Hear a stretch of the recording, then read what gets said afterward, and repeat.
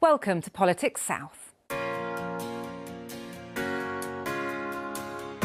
Let's meet the two politicians who are here for today's show. Matthew Barber is the Conservative Police and Crime Commissioner for the Thames Valley, and Satvir Kaur is the Labour MP for Southampton Test and a Minister in the Cabinet Office. But with heating oil, we're actually seeing it happen right now. Do you think the government's doing enough now? Well, I think that's the reality. Whatever people feel about what's going on in the Middle East, and we should all rightly be concerned about that, the reality is hitting home to people's pockets today, and it will continue to get worse over the coming weeks. We've got to look at what the tax burden is on people's fuel, whether that's people's heating fuel, whether that's the fuel that you put in your car. There is a significant burden. For every litre that you put in your car, about half of that is going to the Exchequer, and you see similar things about the heating fuel. The costs of our domestic energy are huge. It's going to hit other areas of the public sector. If you take Thames Valley Police, for example, our energy bill, just in the public sector, is about £4 or £5 million each year for gas and electricity, another £3 or £4 million for vehicle fuel. Those rises that we know are coming, we know we've got this potentially 5p increase in fuel duty coming later this year with the VAT. That's 6p on every litre of fuel that we put in our vehicles. That's going to have a massive impact on people, and that is something that the government can do something about now to avoid for the future. And the government talks about the desire to stop people profiting from this, and of course we all want to see that, but it's the Treasury that will start raking it in. The majority of that is going to go in taxation. We are scheduled to have that price rise in September. Saying it's going to be kept under review, it's not just about what's happening in the Middle East. We know that that's going to happen. The government can scrap that now if they want to, but that's going to be another 6p on every litre of fuel coming in September unless action is taken. So I think this is something we're going to be talking about a lot over the next few weeks and months, so thank you very much. Now, we all know the problems of trying to find an NHS dentist. It feels like it's been with us for decades, but new research out this month shows just how many of us are having to pay to go private if we want to get treatment.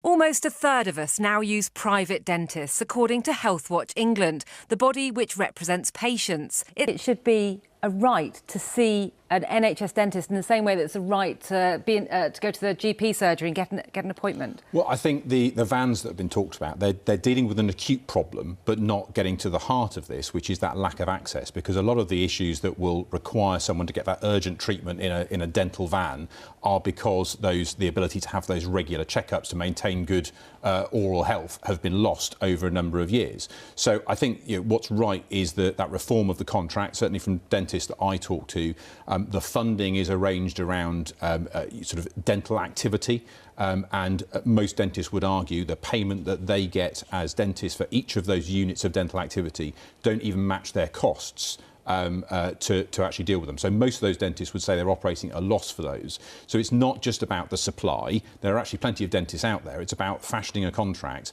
that makes it desirable for those dentists to do that NHS work. They have to be able to make money out of it. At the moment, most dentists would say they're making a loss by taking on NHS work. So what really gets my go is the fact they're changing the parking charges in this car park, the one that's closest to church. Instead of paying £1.90 to stay all day on a Sunday, they're going to make us pay £5.90 for just 3 hours. Matthew, this is just a way of raising revenue, isn't it? It is, sadly. And when I was leader of a council back in Oxfordshire, we introduced 2 hours free parking, recognising the benefits that brings to the local economy to get people in. It feels like far too often councils' transport policies, whether that's about parking or roads, we've seen the congestion charge introduced in the city of Oxford, are much more about getting in the way of motorists rather than supporting the local economy. We need to remember that transport policies are there to help people get around their communities, and all too often it seems to be driven by other agendas about getting people into public transport, getting cars out of town centres. These are the places where people live, they work, they socialise. We need to be encouraging people to use our town centres if we want them to thrive. I think Victoria asked a question in her piece, Matthew. I'll put it to you. What's more important, building quickly or building low or zero carbon homes? Well, I think actually the problem is both, and the trouble we have as a country is we're not actually even building traditional homes as quickly as we need to, and we've failed to do so for a very long time, and I'm not sure that this government have got the magic bullet for that problem either. I think the sort of eco homes that you've seen are very laudable, and I think you see the benefits in terms of the long long-term savings that residents can have in terms of energy costs, I think that's great, and most people would be really supportive of that. But actually, the things that often get in the way of delivering some of these new developments is actually about some of the infrastructure costs, the delays through council planning processes, some of the environmental restrictions, and then even when they are delivered, actually making sure that they are fully built out and really delivering for communities as a whole. So all of those amenities that people are promised are actually delivered is much more of a challenge. And if you look around Oxfordshire, it's not just about those eco-towns which are slow to get off the mark. It's actually about a lot of the housing developments that we've seen where estates remain unadopted, where infrastructure hasn't been built on time, whether that's by the local authority or by the housing developer. So yes, speed is important because we do need new homes. But actually, this isn't a problem just of eco-towns. This is a problem about the wider industry, I think. My objective is to collect enough signatures so I can alert the council or the MP. Now, Thames Valley Police and Crime Commissioner Matthew Barber, why is a 13-year-old doing your dirty work? Well, I think it's quite inspirational actually seeing him go out. Now, from what I understand, you're pretty horrendous. Having your bike stolen on your birthday is pretty low. Now, we've seen some really good improvements in terms of tackling cycle crime across Thames Valley, but I would love to meet Stephen. I'm meeting with Reading Council on Monday as it happens. I would love to talk about the issues locally.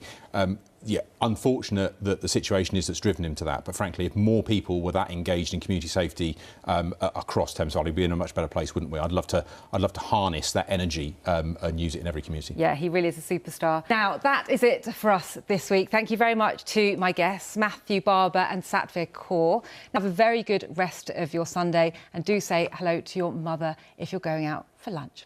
Goodbye.